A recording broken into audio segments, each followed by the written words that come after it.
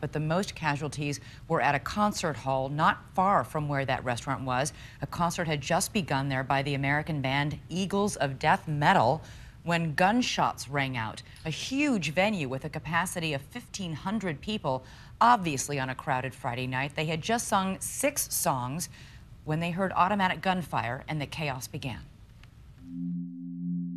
It was a festive Friday night in Paris, and the American rock group Eagles of Death Metal were on stage playing at the Bataclan, a theater and concert hall dating back to 1865. Hundreds of fans had gathered when suddenly 3 or 4 gunmen reportedly carrying Kalashnikov rifles stormed in and started shooting into the crowd.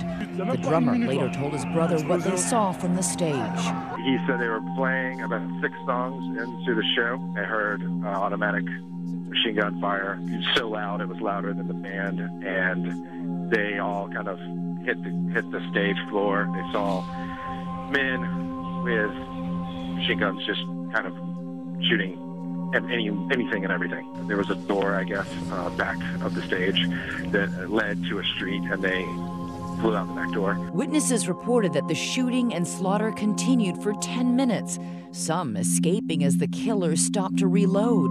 One witness claimed the gunman shouted, "Syria." Ginny Watson somehow found her way out. Then the shots kept continuing, they kept going on, and then I saw people starting to panic. People were running away, and I could see from where I was, from the balcony, downstairs where the shots had come from, because I couldn't see anything, I just heard the shots. People were running away, and then all of a sudden people on the balcony where I was sitting started getting up and panicking. And that's when I ducked. I went behind the seats, and the friend I was with, I took her hand and we kind of made our way to an exit. While many audience members escaped amidst the horror and chaos, others were trapped behind, held hostage. At the time that they start killing individuals, and you know that they're killing individuals, you must go in. FBI hostage negotiator Aaron Sanchez. You are thinking of how many lives could I possibly save by entering, and how many more lives will be threatened.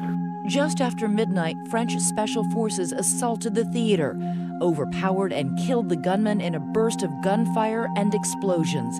But not before at least 100 members of that audience were killed. 4 of the gunmen were found dead in the theater, 3 by activating their suicide belts. Obviously, we know 3 of those terrorists were prepared to die, at least 3 prepared to die for their attacks tonight. People who were on the scene after they managed to get in and storm that scene called it a bloodbath. It looked like a war zone. In this case, the decision to go in, they were sure these terrorists meant to kill inside. It was a matter of, we've got to go in now, even though people will die, and save as many as we can. And you and I have reported many times on these situations, and often it's a real struggle with whether or not you go in or not based on the fact that people could lose their lives in the efforts to save them. We want to bring in Ginny Watson, who was just in your report there, Elizabeth, inside the concert hall. And Ginny, first of all, we're glad you're okay. And can you describe the aftermath inside that concert hall? All I can say is that I was there when it started. I was actually there for the concert because the Eagles of Death Metal are a band I really like, and I was there with a friend.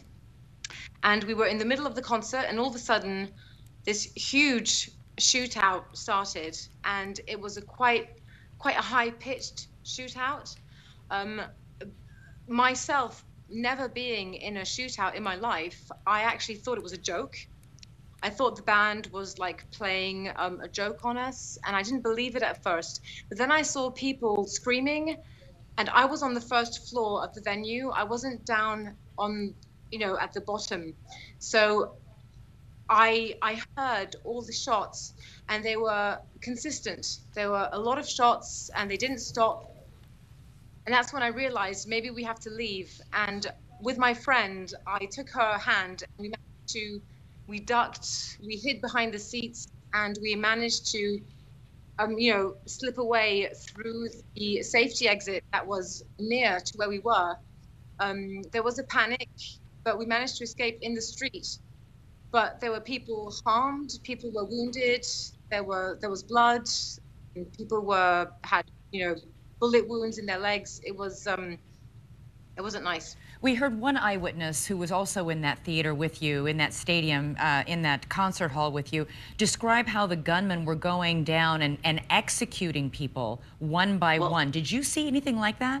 No, what's really crazy, and that's what's really keeping me awake right now, because it's like it's 4 o'clock in the morning here in Paris, and I can't sleep because I feel so strange, because the weirdest thing is I didn't like panic. I just heard. I didn't see the people. I just heard these consistent gunshots, which were Kalashnikovs, which I think we call them in English, Kalashnikovs, and they just kept going. It was like bang, bang, bang, bang, bang, bang, bang. So no break to reload, nothing like that.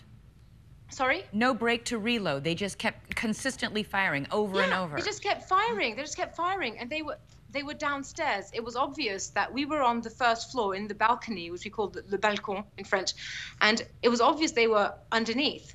And I said to my friend, "What the heck is that?" You know, sorry, excuse my language. It's like, "What the hell is that?" Sorry.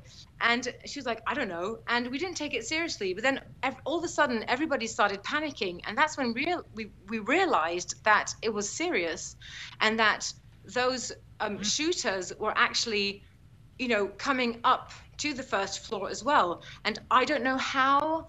I mean, you know, the universe was in my favor. I don't know, but I managed to escape through a safety exit with a lot of other people without being harmed.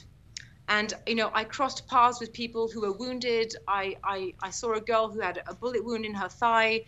Somebody else was on the floor with blood everywhere. It was horrible.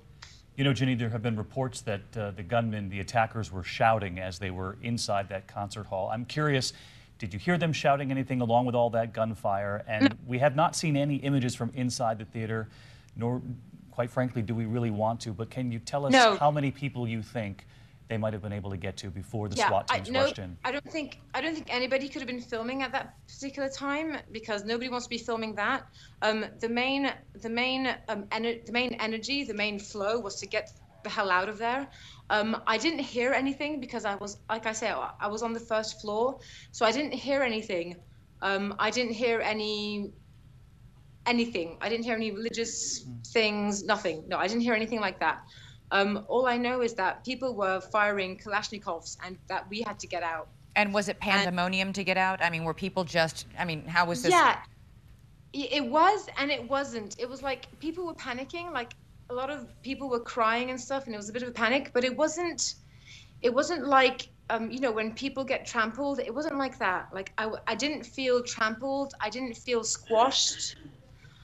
All I know is that I made my way to the safety exit, which I saw, you know, when I was actually there. I noticed it, you know, because I always look where safety exits are because I'm kind of wary of crowds. And, you know, we were all going down the staircase to get out. And at one point, the people who were down towards the doors, they stopped them for a while saying, no, they're there. And then they opened them again like a minute later. And everybody ran out. Everybody ran out in a panic. You know, we all ran out in different directions. And Ginny, you know that several people were held hostage inside there for several hours. You know how lucky you are you got out. I know. And the people who were held there as hostage were people I knew, because the person I was with was a friend, and she works within the music industry, and her friends are the people who work there. And so since escaping, we came back to her place, and we've had messages and emails and Facebook messages from people who were in, trapped in the what do you call it in English? The I can't find the word in English. Like the place where you get changed, as an artist. Right, the dressing rooms. Ginny Watson. Rooms, exactly. Ginny, thank you so much for joining us. What a frightening ordeal you managed to survive. Yeah. Thank you for describing it, and obviously to our audience, we want to apologize for some of the colorful language she used. She was obviously in an extremely frightening situation tonight and was very honest in describing it. It would be on a night like tonight, and we can understand why she's still up at 4 a.m. Paris time. Can't imagine anyone in that city sleeping right now. I want to bring in ABC's Louise Duwas, the producer on the streets of Paris tonight. She's not far from the theater. And Louise, you and I were talking earlier. You said you heard what sounded like mini explosions as the SWAT teams raced into that theater, and clearly intelligence officials telling us that the SWAT teams knew they had to get in there.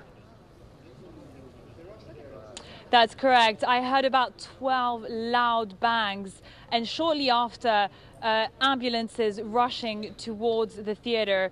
I was able to follow some of them, and I could see firefighters evacuating people from the second floor, taking them to this makeshift hospital in a cafe nearby. And I saw people, coming out looking terrified, with blood all over their T-shirts, many of them on the phone, probably calling relatives, and really a sense of tragedy here on the streets of Paris tonight. And Louise, we can see the police presence as you spin your camera around there. You've been held back quite a ways earlier in the evening. Have they allowed you to get any closer?